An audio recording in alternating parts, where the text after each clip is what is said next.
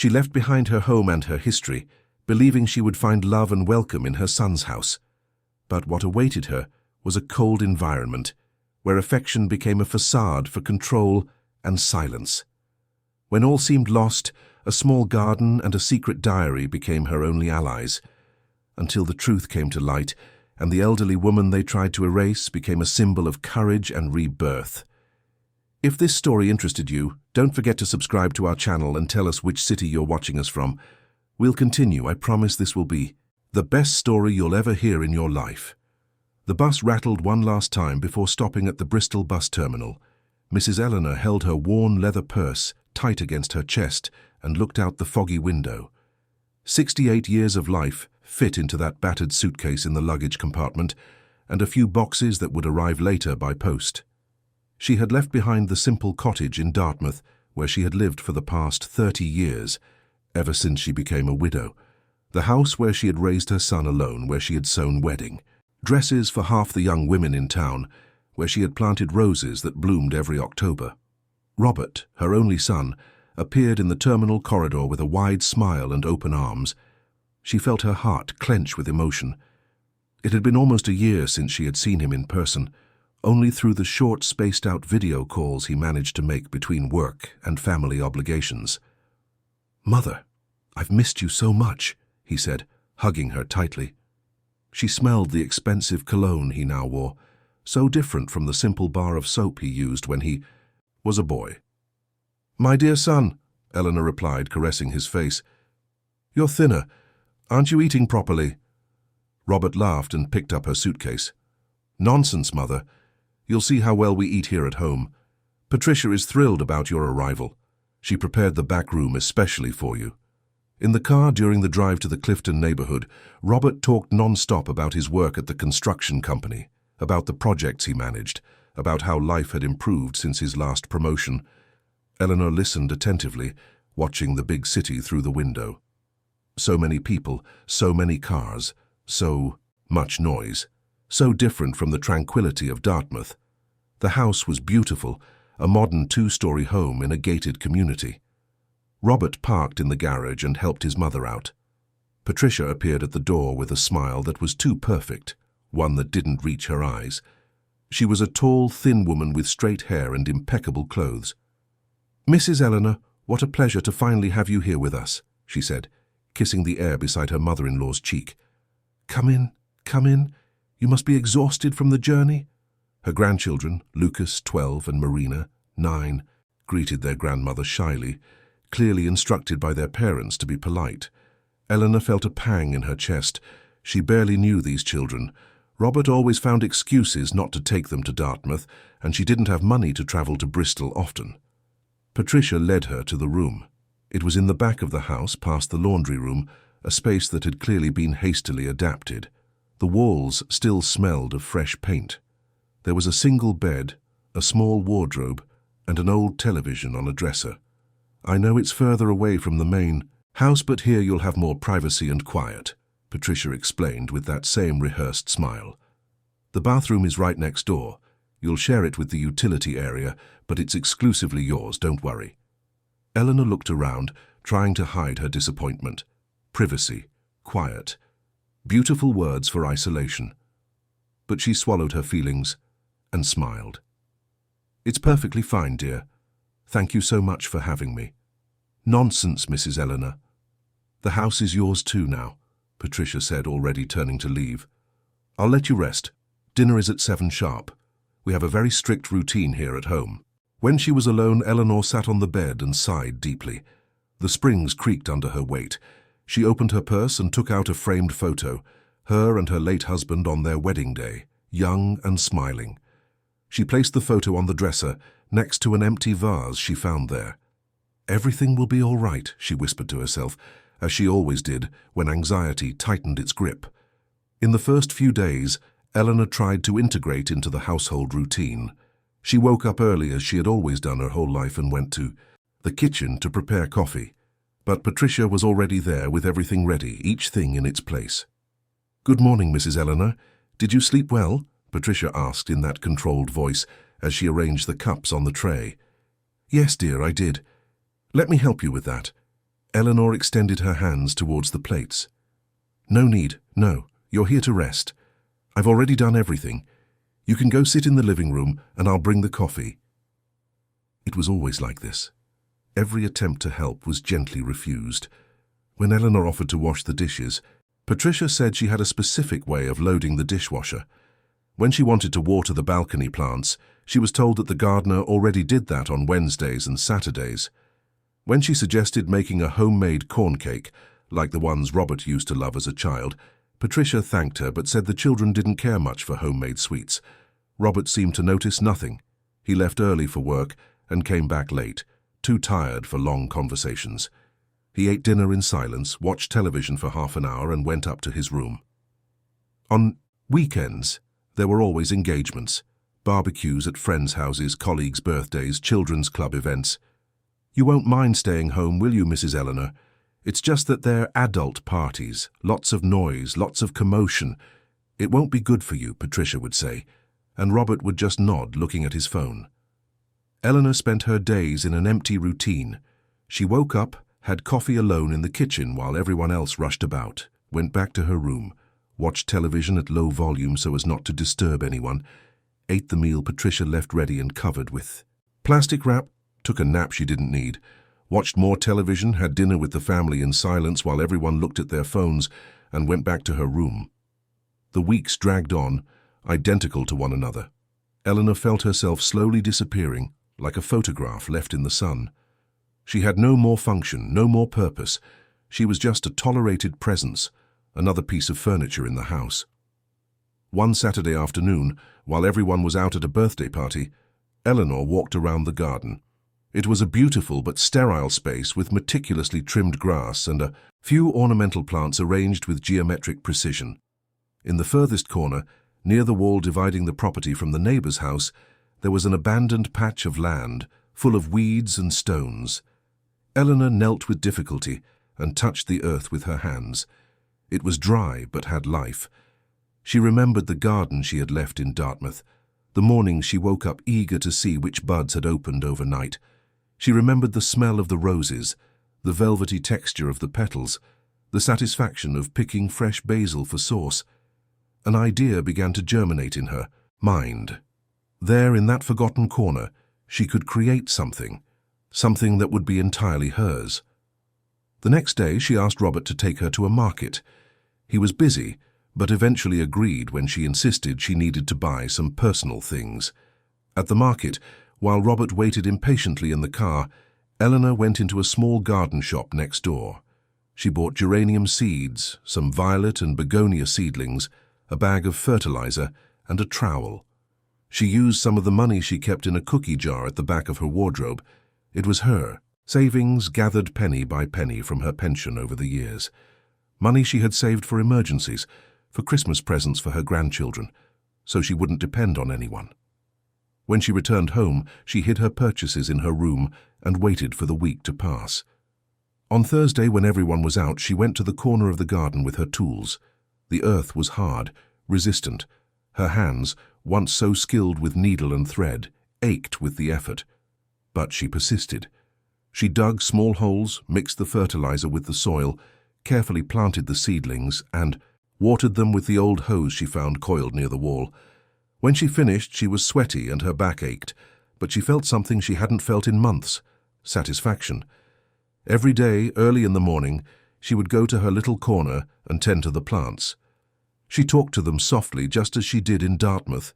She told them how beautiful they were, how quickly they grew, how they brought color to that soulless garden. For 2 weeks, no one noticed. Until one morning, Patricia went to hang clothes on the line and saw the small garden blooming in the corner of the yard. "Mrs. Eleanor, we need to talk." Patricia's voice swept through the garden like a cold gust of wind. Eleanor was crouched near the begonias, which were finally starting to show their first pink buds. She rose slowly, leaning on the gardening spade, and turned to her daughter-in-law. Patricia stood with her arms crossed, her face contorted in an expression that tried to appear concerned, but betrayed irritation. She wore an immaculate white tracksuit without a single speck of dirt or grass, as if the world itself dared not touch her. "About what, dear?" Eleanor wiped her hands on the apron she had brought from Dartmouth, full of patches and memories. "About this," Patricia pointed to the garden with a vague gesture of her hand. "You didn't tell me you were going to mess with the garden." "I thought it wouldn't hurt. It was just an abandoned corner, nobody used it," Eleanor explained, feeling a tightness in her chest. "That's not the point, Mrs. Eleanor. It's that everything here at home has a plan. The landscaper comes every 3 months to keep everything harmonious. These plants, all mixed up, clash with the rest of the garden." Eleanor looked at her flowers, so vibrant and full of life compared to the perfectly aligned ornamental plants in the rest of the garden. They were her friends, her companions in the empty days. She felt her eyes sting, but didn't let the tears fall. "I can take good care of them. I won't let it get messy, I promise," she said in a low voice. Patricia sighed, running a hand through her straight hair. "There's something else, Mrs. Eleanor. The water. You know the bill here is expensive, right? And watering every day uses a lot. Robert already complained about the last bill. We need to save money." Eleanor felt indignation rise in her throat. Robert had complained. The son she had raised alone, who she had never let want for anything, even when she had to choose between buying fabric for sewing or food for the week. But she swallowed the bitter words and merely nodded. "I'll water less then. Only what's necessary." "It's just that I've been thinking," Patricia continued, and now her tone was almost sickly sweet. "If it wouldn't be better for you to have a calmer hobby, you know? There. Are those crossword puzzles or knitting? Things you can do sitting down without getting so tired. A lady your age needs to take care of herself." "I'm 68, I'm not an invalid," Eleanor replied, and realized too late the sharpness in her own voice. Patricia's smile vanished for a second, replaced by a cold glint in her eyes. Then it returned, more strained than before. "Of course not, Mrs. Eleanor. I'm just thinking of your well-being. Anyway, I'll let you get on with it, but think about what I said, all right?" That night during dinner, Robert brought up the subject. His mother was eating her rice and chicken in silence when he cleared his throat. "Mother, Patricia told me you've been planting some things in the garden." "Yes, son, I did. Some flowers. They're not bothering anyone," Eleanor replied, trying to keep her voice steady. "No, they're not bothering anyone. It's just that—" He exchanged a quick glance with Patricia. "We need to be careful with the water bill. It's been quite heavy lately." Eleanor put her fork down on the plate. "Son, I water my flowers once a day early in the morning. It shouldn't use 5 minutes of water. The bill is high because of the pool you fill every month, the long showers the children take, the washing machine that runs 3 times a day." The silence that followed was dense as fog. Marina and Lucas looked at their plates, uncomfortable. Patricia stiffened in her chair. Robert opened and closed his mouth, not knowing what to say. "You're stressed, Mrs. Eleanor. It's natural, all this change," Patricia finally said, with that voice one uses when speaking to a stubborn child. "Perhaps you should take your medicine earlier today. It helps you relax." "I'm not stressed. I'm just defending my flowers," Eleanor retorted, but she already felt her energy draining away. Robert raised his hands in a placating gesture. All right, let's forget about it. Mother can take care of her flowers. She just needs to be careful with the water. That's all."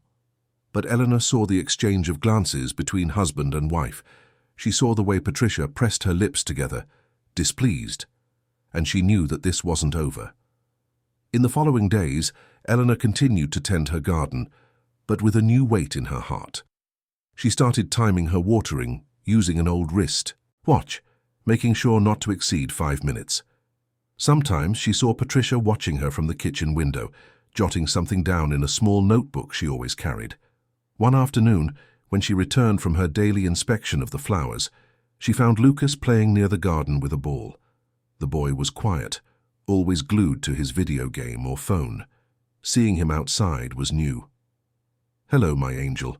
Want to see Grandma's flowers?" Eleanor asked kindly. Lucas shrugged but approached. She showed him the begonias, explained about the geraniums, told him how she had huge rose bushes in Dartmouth. The boy listened with an attention that surprised his grandmother. "It's pretty," he said finally, "very different from the rest of the garden." "Do you like plants?" Eleanor asked, hopeful.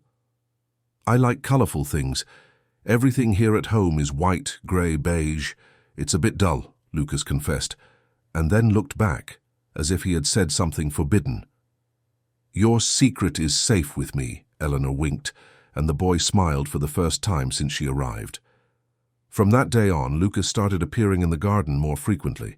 He helped pull weeds, held the watering can, asked questions. Eleanor felt her heart lighten with his company. She was finally building a bridge with one of her grandchildren, but Patricia noticed. "Lucas, I need you inside," she called from the window one afternoon. "You have homework to do." "But Mother, I've already done it," the boy protested. "Then you need to study for your math test. Come on, don't make me repeat myself." Lucas looked at his grandmother with regret and ran inside. Eleanor was left alone among the flowers, feeling the loneliness return like a cold wave. The following week she found a new padlock on the outdoor tap in the garden. Patricia explained with that same rehearsed smile that it was to prevent waste, that anyone could accidentally turn on the tap. She said Eleanor only needed to ask for the key when she needed to water. Eleanor asked for the key, once in the morning, another time in the afternoon when the plants seemed thirsty under the strong sun. But she began to notice that Patricia took longer and longer to hand over the key. She would say she was busy, that she had just put it somewhere and couldn't remember where, that she would give the key in a little while. The flowers began to wilt. Eleanor saw the leaves turning yellow, the petals falling. It was like watching a part of herself dry up with them. One night, she couldn't take it anymore. She knocked on Robert and Patricia's bedroom door. When her daughter-in-law answered, in a silk robe and an irritated expression, Eleanor spoke firmly. "I need the tap key. My plants are dying of thirst." "Mrs. Eleanor, it's 10 o'clock at night. You can't water now. The water stays on the leaves and attracts fungi," Patricia said, crossing her arms. "Then, give me the key so I can water early in the morning before you wake up." Patricia sighed theatrically. "All right, I'll leave the key in the kitchen tomorrow morning. You can take it when you wake up." But when Eleanor went downstairs at 5 in the morning, there was no key in the kitchen. She looked in all the obvious places. On the hooks near the door, in the utensil drawer, on the counter. Nothing. When Patricia appeared at 7, Eleanor asked about the key. "Oh, Mrs. Eleanor, I completely forgot. I'm so sorry. I'll get it now," Patricia said, but her eyes said something else. They said she hadn't forgotten anything. Eleanor waited. 8 o'clock. 9 o'clock. 10 o'clock. Finally, when the sun was already high and strong, Patricia appeared with the key. "Here it is. Goodness, I looked everywhere for it. It was in the pocket of the coat I wore yesterday." Eleanor took the key with trembling hands and rushed to the garden, but it was too late. 2 geraniums had completely dried up, their leaves brown and brittle. The begonias hung wilted, as if begging forgiveness for not having been strong enough. She watered what could be saved and stayed there, kneeling in the dirt, crying silently. They weren't just plants, they were her dignity, her purpose, her resistance against the erasure she felt happening every day. Months went by, and Eleanor felt increasingly invisible. Conversations during meals no longer included questions about how she was or what she had done during the day. It was as if she were a painting on the wall, present but irrelevant. Robert spent more and more time at work, and when he was home he seemed anesthetized, merely agreeing with everything Patricia said. Her garden, once a refuge, and joy had become a source of anxiety. She depended on Patricia's goodwill to access water, and that goodwill was increasingly scarce. Some plants survived, resilient and stubborn like Eleanor herself. Others were not so lucky. One September morning, Eleanor woke with a strange feeling, as if she had forgotten something important. She got up, took her blood pressure medicine that Patricia always left separately at her door with a glass of water, and went to prepare coffee. The house was silent. Robert had already left for work, the children were at school, and Patricia had Pilates class on Tuesdays. Eleanor took advantage of the solitude to walk around the house. She rarely did this, always confined between her room and the kitchen. She climbed the stairs, feeling her legs heavy. In the upstairs hallway, all the doors were closed. She passed Lucas's room, decorated with superhero posters, then Marina's, all pink and white. And then she stopped in front of Robert's office. The door was ajar. Eleanor hesitated. She didn't want to invade her son's privacy, but something pulled her inside. She pushed the door slowly and entered. It was an organized room with a dark wooden desk, shelves, full of folders, and a large window overlooking the street. On the desk, papers were scattered. Eleanor didn't intend to look, but one of them had her name, Mrs. Eleanor Cavendish. She approached, her heart beating faster. It was a document from the city council, something about property. She picked up the paper with trembling hands and read it. She read it again, because she couldn't believe what she saw. It was a deed for her house in Dartmouth, the house where she had lived for 30 years, where she had raised her son, where her husband had passed away, peacefully surrounded by love. There was a partial transfer of ownership to Robert, something she had indeed done years ago when he needed collateral for a loan. But now, there was something new, a power of attorney, and a sales proposal to a development company in Dartmouth. Eleanor felt her legs weaken and sat in the office chair. The house was being sold, her house, and she knew nothing about it. With trembling hands, she continued to search through the papers. There was a preliminary contract, value negotiations, property plans, all signed by Robert, and underneath a copy of her signature on a power of attorney that she was absolutely certain she had never signed. The sound of the garage door opening made Eleanor jump up. Patricia had returned. Quickly she tried to leave everything as it was, but her nervous hands shuffled some papers. She left the office and went downstairs as fast as she could, her heart pounding in her chest. "Mrs. Eleanor, are you up there?" Patricia's voice echoed from the ground floor. "I'm coming down, dear." "I went to the bathroom," Eleanor lied and hated herself for having to lie in her own supposed home. Patricia appeared at the bottom of the stairs, looking at her with those usual cold eyes. She stared for a few seconds as if calculating something, and then smiled. "Are you all right? You look pale." "I am, just a little dizzy.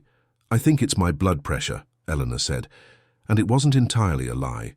She did feel dizzy, but not from her blood pressure. "Come, I'll make you some tea," Patricia said, and for the first time sounded almost genuine in her concern. But Eleanor knew it was an act. Everything was an act. That afternoon, locked in her room, Eleanor thought about what she had discovered. She needed to talk to Robert, to understand what was happening. There had to be an explanation. There must be. Perhaps it was something she had signed and forgotten. Perhaps it was just a misunderstanding. She waited until night when she heard Robert arrive. She knocked on the living room door where he was watching television. "Son, I need to talk to you. It's important." Robert looked up, clearly tired. "Now, Mother? I've had a hard day." "It's about the Dartmouth house," Eleanor said, and saw his face change expression. A shadow of discomfort passed through his eyes. "What about the house? I saw some papers today by chance, and it seems the house is being sold. Can you explain this to me?" Robert sighed deeply and turned off the television. He stood up and went to the window, his back to his mother. "I was going to tell you, Mother. I was just waiting for the right moment." "Tell me what?" "That you're selling my house without my knowledge." "It's our house, Mother. Remember you transferred part of it to me years ago?" Robert turned around, and now his voice had a defensive tone. "And the truth is, that house is old. It needs expensive renovations. You won't be living there anymore. It makes no sense to keep it." "But I didn't sign any authorization for sale," Eleanor said, feeling her voice tremble. "Yes, you did, Mother. In the power of attorney we drew up when you came to live here. Don't you remember? Patricia was there. She was a witness." Eleanor was speechless. She had never signed any power of attorney. Or had she? Lately she did feel confused, forgot things, lost track of conversations. Was she becoming senile, as Patricia insinuated when talking to her friends on the phone, assuming Eleanor wasn't listening? "I don't remember that, son." Robert approached and held her shoulders. His touch that would once have been affectionate now seemed more like restraint. "Mother, I know all this change has been difficult for you. Patricia mentioned you've been a bit forgetful, confusing things. It's normal at your age. That's why I'm taking care of these bureaucratic matters for you. It's for your own good." "I'm not forgetful, Robert. I know very well what I sign and what I don't sign," Eleanor retorted, but doubt had already settled like a weed in her mind. "All right, Mother, let's leave it for now. You need to rest. We'll talk better tomorrow," he said, and there was something final in his tone, as if the matter was closed. Eleanor returned to her room with a heavy heart. She sat on the bed and tried to remember signing papers, giving authorization. But all she remembered was the day she arrived. The rush, Patricia putting several papers in front of her, saying they were formalities for the move, documents for health insurance, authorizations for the grandchildren's school visits. Could a power of attorney have been among those papers? Could she, tired from the journey, trusting her son, have signed without reading properly? She slept poorly that night, tormented by doubts and fears, and in the following days she began to pay more attention to the hushed conversations between Robert and Patricia that ceased when she entered the room. Attention to the papers Patricia quickly put away when she approached. Attention to the way her son averted his gaze when she tried to bring up the house again. She also began to notice other things. Her pension was deposited into an account she opened when she arrived in Bristol, but Patricia had the card. She herself never saw the money. Patricia said it was easier that way, that she managed everything, that she deducted what Eleanor spent on medicines, on her small purchases, and kept the rest saved for her. When Eleanor asked to see the statement, Patricia brought a printed sheet with numbers that didn't make much sense. Many withdrawals, few deposits, and a balance that seemed too low for 6 months of pension. Her medicines, previously kept in a cabinet in the bathroom where she took them herself, were now organized by Patricia into daily pots. A row of plastic pots with the days of the week, each with the correct pills at the correct times. Patricia said it was to prevent Eleanor from taking the wrong dose or forgetting to take them. Eleanor began to save one of the pills each day, hiding them in a small pouch she kept at the bottom of her underwear drawer. She didn't know exactly why, she just felt she needed to have control over something. She needed to know what she was putting into her own body. Lately she felt drowsy, more confused, with memory lapses she had never had before. One afternoon, while Patricia was at the gym and the children at school, Eleanor took the saved pills and went to the neighborhood pharmacy. The pharmacist, a middle-aged man named Arthur, looked at the medicines and frowned. "You take all this?" he asked, separating the pills into groups. "They say so. For blood pressure, for my heart, to sleep better," Eleanor replied, feeling vulnerable. "But some of these medicines don't mix well together, and this dose here," he pointed to a small blue pill, "is very strong for someone without a history of serious problems. Who prescribed this for you?" Eleanor didn't know how to answer. She hadn't been to a doctor since she arrived in Bristol. Patricia said she had a family friend doctor who adjusted the medicines as needed, but Eleanor had never met him. The pharmacist looked at her with genuine concern. "Look, I don't want to meddle, but you should talk to a real doctor. Get some tests done. All these medicines, especially this one," he pointed again to the blue pill, "could be making you confused, with a weak memory, too drowsy."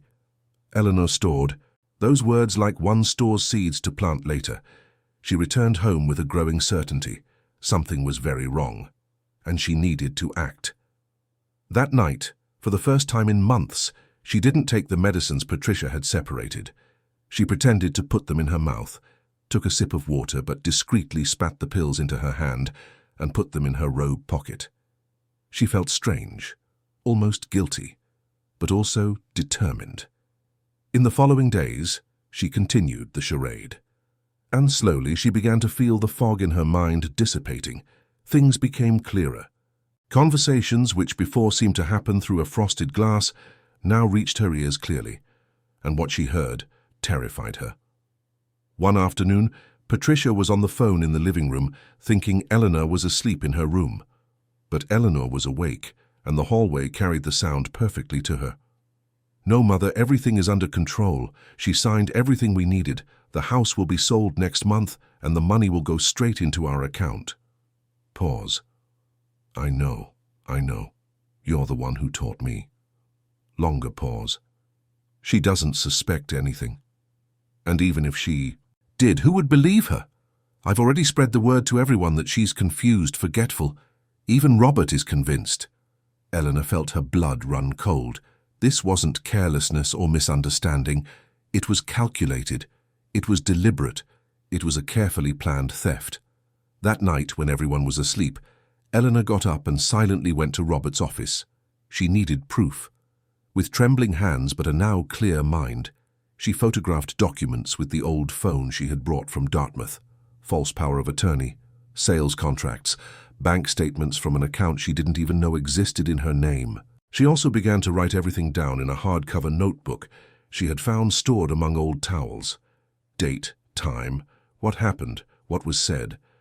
The times Patricia delayed giving her the tap key, the whispered conversations, the medicines that made her dizzy, the way her money disappeared month after month, but writing wasn't enough, she needed help. It was then that the neighbor appeared in her life like an improbable angel.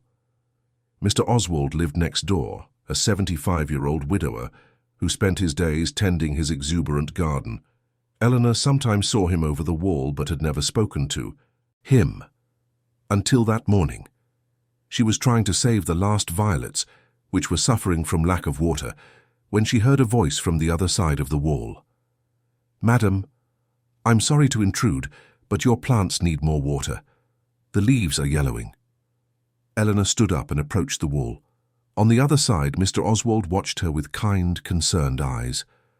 "I know," she replied, and to her surprise, tears began to fall. "I know, but they won't let me water them properly." "What do you mean they won't let you? It's your garden, isn't it?" And then, as if a dam had burst, Eleanor began to speak. She talked about the locked tap, about the medicines, about the house being sold without her knowledge. The words tumbled out, mixed with sobs, and she feared Mr. Oswald would think she was just a confused old woman complaining about life. But he listened. He listened attentively, without interrupting, and when she finished, he said just 4 words that changed everything. "I will help you." Mr. Oswald was a simple man, but he had friends. One of them was Gerald, a retired former police detective who lived 3 blocks away. The following week, pretending to be a gardener hired by the neighbor to consult on the plants on the dividing wall, Gerald entered the back garden. Patricia was out, at a book club meeting she attended on Thursdays, Robert at work, the children at school. It was the perfect moment. "Mrs. Eleanor, I'm Gerald Miller, a former detective. Mr. Oswald told me about your situation. I need you to tell me everything, from the beginning." Eleanor told him. She showed him the diary, the photos on her phone, the saved medicines. Gerald listened with an increasingly serious expression, making notes in a small pad. "This is serious, Mrs. Eleanor. Very serious.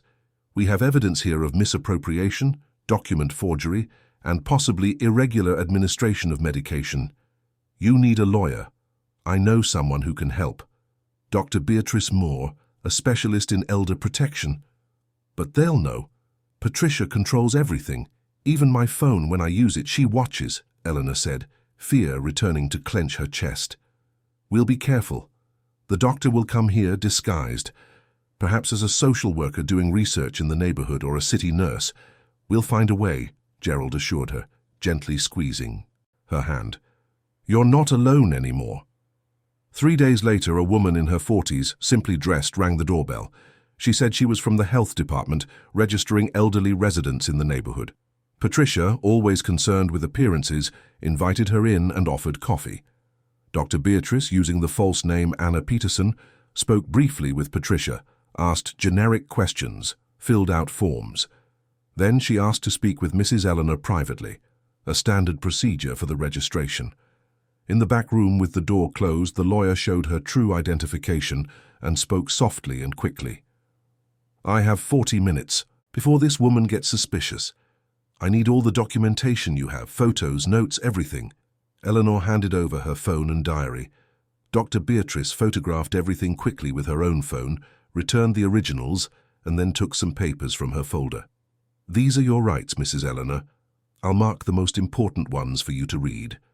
And this one," she showed a tiny card, "is my number. It's written as if it were a medical appointment reminder. Keep it well hidden. If you need to, call from the public phone on the corner. Never from the house phone." Before leaving, the lawyer returned to the living room and said goodbye to Patricia cordially. "Mrs. Eleanor is fine," she said with a smile.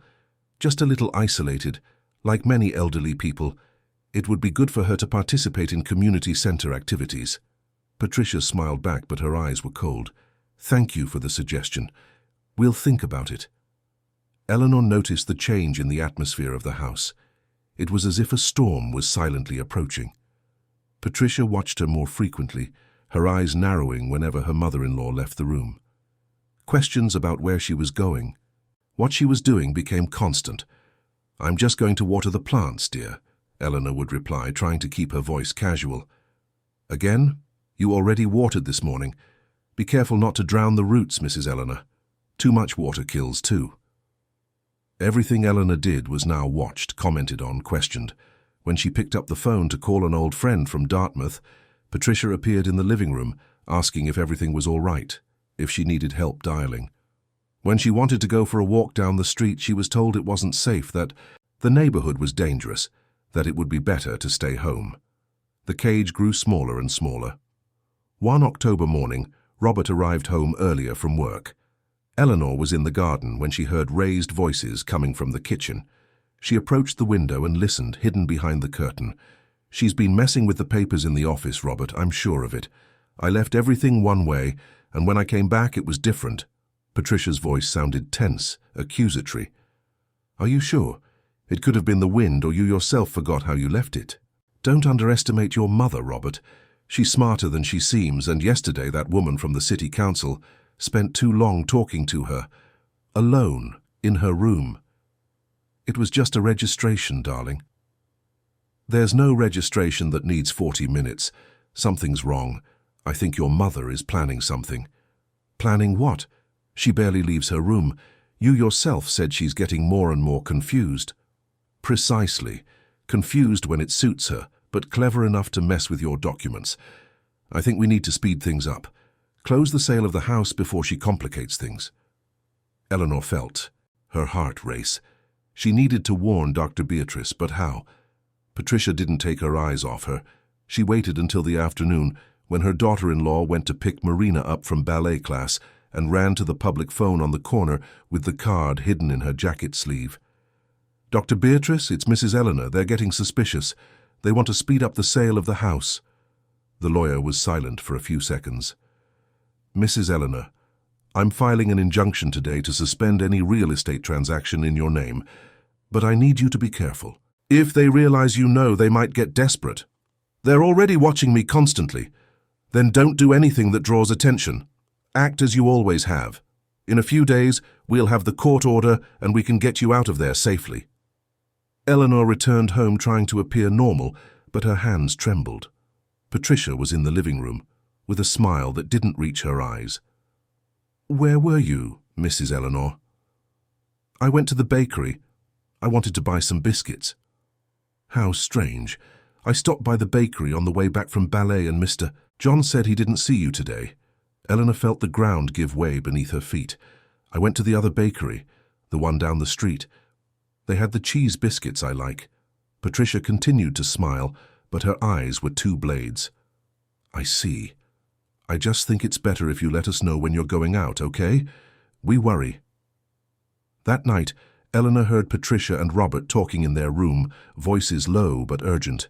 She put a glass against the wall, an old trick she had learned when she was young, and managed to hear fragments of the conversation. "We need to do something. She knows, I'm sure." "But what can we do if we try anything now? We won't try anything drastic. We'll just make sure she stays quiet until everything is resolved. I can get some stronger medicines. She'll spend a few days very calm, a bit confused, and we'll take the opportunity to finalize everything." "Patricia, that's dangerous. More dangerous is losing everything we've planned. That house is worth a fortune. With that money, we pay all our debts and still have some left over. Do you want to lose everything now?" Silence, and then Robert's voice, low and defeated. "All right, but be careful." Eleanor moved away from the wall, her heart pounding. Stronger medicines. They wanted to drug her, to make her incapable of reacting. She needed to act fast. The next morning, she woke to a tray at her door. Coffee, toast, and her small pot of medicines. But there was something different. An extra pill, white and small, that she had never seen before. "Good morning, Mrs. Eleanor. I brought breakfast for you to eat in your room." "You're tired, you need more rest," Patricia said from the hallway without entering. Eleanor took the tray and locked the door. She looked at the medicines. If she took that new pill, what would happen? How long would she be unconscious or confused? She decided not to risk it. She drank the coffee, ate the toast, and hid all the medicines under the mattress. Throughout the day, she feigned drowsiness. She purposely stumbled when she went to the bathroom, leaned against the wall as if needing support, mumbled nonsense when Patricia asked if she was all right. "See, the new medicines are working. She'll be like this for a few days. Enough time," Eleanor heard Patricia say to Robert, with satisfaction in her voice. But Eleanor was alert, completely alert, and planning. That afternoon, Marina appeared at the bedroom door. The girl was 9 years old, quiet like her brother, but Eleanor had noticed that she observed everything. Those dark eyes missed no detail. "Grandma, are you all right?" the girl asked with genuine concern. Eleanor looked at her granddaughter and made a risky decision. "Marina, I need to tell you something, but it's a secret. Can you keep a secret?" The girl nodded seriously. "Your mother and father are doing things that aren't right with me. They're trying to sell my house without my permission, and they're giving me medicines that make me confused. Do you understand what that means?" Marina turned pale. I knew something was wrong. I hear Mum talking to her grandma on the phone. She always says you're an obstacle, that she needs to deal with you." Eleanor took her granddaughter's small hand. "I'm trying to protect myself, but I need help. Can you do something for me?" Marina nodded again, more determined. "There's a man who lives next door, Mr. Oswald. If anything happens to me, if I get really sick or if they take me somewhere, can you tell him? Can you tell him I'm in danger?" "I can, I promise, Grandma. And if you hear your mother planning something, will you tell me?" The girl agreed, squeezing her grandmother's hand. "I won't let anything bad happen to you." That night, Eleanor slept with her phone under her pillow and her diary hidden among winter clothes at the back of the wardrobe. She knew the next few days would be decisive. Either she would manage to escape that situation, or she would be completely subjugated by it. In the morning, Marina knocked on her door before going to school. She whispered quickly while her mother was in the bathroom. "Grandma, I heard Mum talking to someone on the phone. Something about some papers arriving today. Important papers. She said you'll have to sign." Eleanor spent the day on high alert.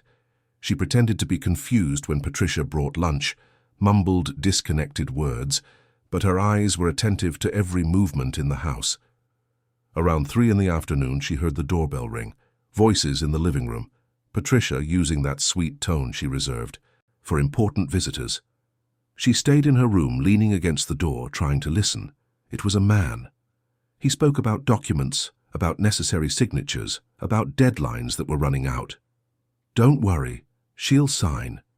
She's just a little unwell today, but I guarantee that by tomorrow everything will be resolved." Patricia's voice sounded confident, almost triumphant. When the man left, Patricia knocked on the bedroom door. "Mrs. Eleanor, we need to talk." Eleanor opened the door, feigning more drowsiness than she felt. "Yes, dear?" "There are some papers here that you need to sign. They're about the Dartmouth house, notary documents. Simple stuff, just your signature." Patricia extended a folder with several documents. Eleanor took the papers with trembling hands, pretending difficulty in focusing her eyes. They were documents for the definitive transfer of the property. If she signed that, she would lose everything for good. "I'm very tired today. Can I sign tomorrow?" She returned the folder. Patricia's smile faltered for a second. "It would be better to sign today, Mrs. Eleanor. The notary clerk needs to take them today. But I can't see properly. The letters are blurred. Tomorrow will be better." The mask of gentleness completely fell from Patricia's face. Her eyes hardened and her voice lost any pretense of affection. "You're going to sign now, Mrs. Eleanor. Enough stalling." "I won't sign anything I can't read properly," Eleanor replied, and for the first time in months her voice was firm. Patricia took a step into the room, closing the door behind her. "Listen here, old woman. I'm going to be clear with you for the first time. This house is already mine. This money is already mine. You are just an obstacle that I will remove. It can be the easy way with you, signing nicely or the hard way. And believe me, the hard way will be very unpleasant for you. Eleanor felt fear climb her spine, but she did not back down. I will not sign. Patricia's face contorted with rage. Very well. You chose. That night Eleanor couldn't sleep. She locked her bedroom door from the inside, pushed the dresser against it. She knew something was about to happen. She could feel it in the air, in the way Patricia and Robert whispered in the kitchen, in the tension that permeated every corner of the house. At 2 a.m, she heard footsteps in the corridor. Her doorknob was tested. Once, twice, then soft knocks. "Mother, it's me, open the door." Robert's voice sounded tired. Eleanor didn't answer. She lay motionless in bed, her heart pounding. "Mother, please. I need to talk to you. It's important." Silence. Then she heard Patricia's voice, irritated. "Leave her. We'll sort this out differently tomorrow." The footsteps receded. Eleanor waited until she was sure no one else was in the corridor. Then she took out her phone and sent a message to Dr. Beatrice's number. Just 3 words. "I need help." The reply came in seconds. "Hang in there, order comes out tomorrow." In the morning, she woke to her bedroom door locked from the outside. She got up quickly and tried to open it. Nothing. She knocked on the door, called for Robert. Silence. After a few minutes, she heard her son's voice from the other side. "Mother, it's for your own safety. You've been very confused, trying to leave the house in the middle of the night. You could hurt yourself." "Robert, that's a lie. I didn't try to leave. Open this door now. You need to rest. Patricia will bring your coffee shortly." "Son, for goodness sake, you're holding me prisoner." But he had already left. Eleanor sat on the bed, her hands trembling. She was a prisoner in her own house, or rather, in the house that was supposedly hers too. Hours later, the key turned in the lock. Patricia entered with a tray, that false smile back on her face. "Good morning, Mrs. Eleanor. I brought breakfast. And your medicines." "I'm not taking those medicines."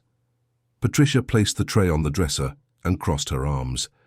"Then you won't eat either. The medicines come with the food, full package. You can take your food away, and your medicines." Patricia's smile widened, but it held no joy. It was predatory. "All right. You'll change your mind when hunger strikes. I have all the time in the world." The days that followed were the darkest in Eleanor's life. She remained locked in her room, with Patricia bringing food 3 times a day, always accompanied by the medicines. Eleanor refused everything. She only drank water from the bathroom tap. Weakness began to take over her body, but her mind remained clear. Marina tried to visit her but was prevented by her mother. "You can't see Grandma now. She's very sick. She's delirious, saying nonsense. It would be upsetting for you." "But I want to see her," the girl protested. Patricia held her daughter's arm tightly. "I said no, and don't defy me, Marina, or you'll be grounded too." At night, when everyone was asleep, Marina managed to sneak to her grandmother's bedroom door. She whispered through the gap under the door, "Grandma, it's Marina. Are you all right?" "I'm holding on, my dear, but I need you to do something for me. Go to the neighbor, Mr. Oswald, and tell him I'm trapped here. Tell him I need urgent help. I can't get out. Mum locked all the doors. The keys are hidden. Then try to call him or the police. Any way you can, my angel, please." "I'll try, Grandma. I promise." On the 6th day of confinement, Eleanor was too weak to stand for long. She accepted a little bread and cheese but spat out the medicines when Patricia wasn't looking. She knew she couldn't last much longer like this. It was then that she heard an argument in the living room. Raised voices, Robert and Patricia. "This has gone too far. You locked my mother in her room as if she were an animal. It was necessary. She wouldn't cooperate." "Cooperate with what? With you robbing her? I didn't sign a contract for that." "Yes, you did. You authorized everything. And now you're feeling sorry after months of planning this?" "I didn't plan to lock my mother in a room. I didn't plan to drug her until she no longer knew her own name." "Then what did you plan, Robert? To politely ask her to donate everything to us? Wake up! She would never give that money willingly." "But it's not just her money. It's ours too. I'm her son." "Then act like a man and finish what you started." Silence. And then Robert's voice, lower, defeated. "I can't do it anymore. I can't look at her like that." "Then don't look. Leave it to me." Eleanor heard heavy footsteps going up the stairs. It was Robert. He was going to his room. Then she heard Patricia on the phone, her voice tense and urgent. On the morning of the 7th day, Eleanor's bedroom door was unlocked, but it wasn't Patricia or Robert who entered. It was Marina with frightened eyes and tears on her face. "Grandma, I did it. I managed to call Mr. Oswald from Mum's phone while she was in the shower. He said he's bringing help. He said for you to hold on." Eleanor pulled her granddaughter into a tight embrace. "You are brave, my girl. So brave." "Mum is planning something bad. I heard her talking to her grandma. They're going to say you're crazy, that you need to go to a hospital where people don't leave." Eleanor felt her blood run cold. An asylum. They wanted to commit her against her will, declaring her incapable. "How much time do we have?" "I don't know, but she mentioned this afternoon. She said everything is already arranged." Then there was no more time. Eleanor got out of bed, gathering strength she didn't know she still had. She needed to get out of that room, out of that house, but her legs barely supported her after days of eating so little. Marina helped her reach the door. The hallway was empty. They went down the stairs slowly, leaning on the banister. They were almost at the front door when Patricia appeared from the kitchen. "Where do you think you're going, Mrs. Eleanor?" "Anywhere away from you," Eleanor replied, surprising herself with the firmness in her own voice. Patricia advanced, blocking the door. "Marina, go to your room, now." "No, Mum. I won't let you hurt Grandma." For the first time, Eleanor saw uncertainty in her daughter-in-law's eyes. Patricia didn't expect resistance from her own daughter. She took advantage of the hesitation to try to pass, but Patricia was faster. She grabbed Eleanor's arm tightly, her nails digging into the thin skin. "You're not going anywhere. The ambulance arrives in 2 hours. Everything is already arranged. You're going to be admitted for psychiatric observation, and when you leave, if you leave, you won't have a house or money, nothing." That's when the doorbell rang. Patricia released Eleanor and went to the door, looking through the peephole. She tensed. "Who is it?" "Police, welfare check." Patricia opened the door with a forced smile. "Good morning, officer. Can I help you?" 2 police officers entered, accompanied by Mr. Oswald, Gerald, and Dr. Beatrice. Behind them, Marina ran to hug her grandmother. "We received a report that an elderly woman is being held against her will in this residence," the older officer said, looking around. "That's absurd. This is my mother-in-law. She lives here with us. She's a bit confused, you know how it is, but no one is being held against their will." "Mrs. Eleanor, are you all right? Are you here of your own free will?" the officer asked her directly. Eleanor looked at Patricia, saw the cold warning in her eyes, the threatening smile. For a second, fear almost silenced her. But then she felt Marina's small hand squeezing hers. She felt Mr. Oswald nodding encouragingly. She saw Dr. Beatrice holding a folder full of documents. "No," she said, and her voice echoed through the room. "I'm not all right. I'm being held prisoner. They're trying to steal my house, my money. They drugged me, locked me in a room, and today they were going to forcibly commit me to a psychiatric hospital." "That's a lie. She's delirious," Patricia shouted, losing her composure. The younger officer went upstairs. He returned minutes later with Eleanor's phone, the diary, and the medicines hidden under the mattress.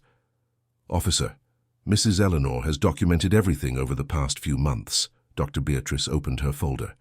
"We have evidence of power of attorney forgery, diversion of pension funds, unauthorized administration of controlled medications, and here," she handed papers to the officer, "an injunction suspending any real estate transaction in Mrs. Eleanor's name and ordering an investigation into possible misappropriation."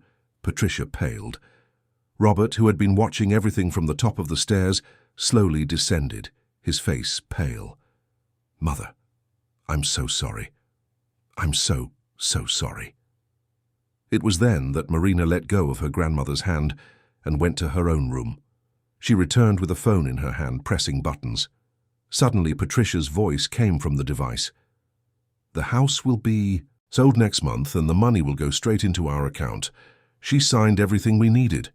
If she doesn't cooperate, I'll give her stronger medicines. I'm not going to lose everything I've planned because of this stubborn old woman." Marina had recorded it. The 9-year-old girl had gathered the courage to record her own mother's conversations. The police asked Patricia to accompany them to give a statement. She left the house shouting about injustice, about misunderstanding, trying to maintain her facade even when it had completely shattered. Robert stayed, sitting on the sofa with his face in his hands. Lucas came down the stairs and stood beside his father, confused and scared. Eleanor looked at the son she had raised, at the man he had become, and felt a mixture of pain and disappointment so great it almost brought her down. "Mother," Robert stood up, extending his hands, "I never wanted it to come to this. Patricia said it was for the best for everyone, that you would be better cared for, that the money would be used for the good of the family." "You believed because you wanted to believe, Robert, because it was easier than confronting your wife, because it was convenient. I know, and I will carry this forever, but please give me a chance to make amends, to be the son you deserve." Eleanor looked at him for a long moment. "Not now, Robert. Now I need to take care of myself.